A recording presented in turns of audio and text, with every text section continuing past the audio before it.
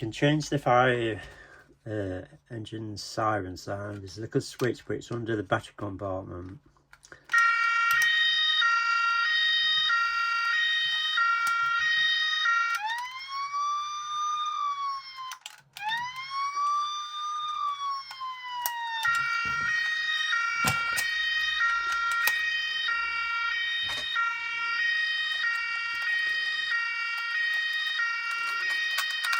You can't get to the switch without taking the battery compartment off.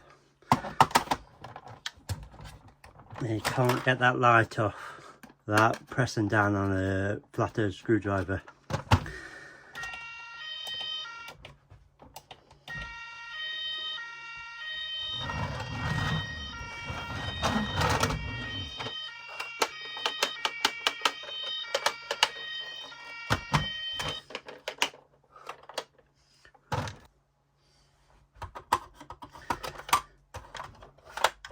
In there.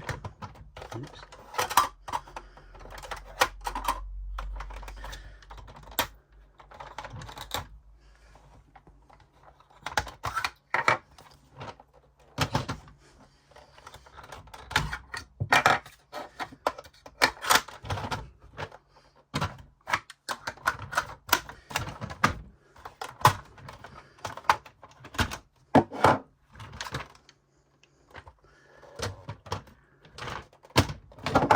Mine's missing the fire hydrant, what it should have been there.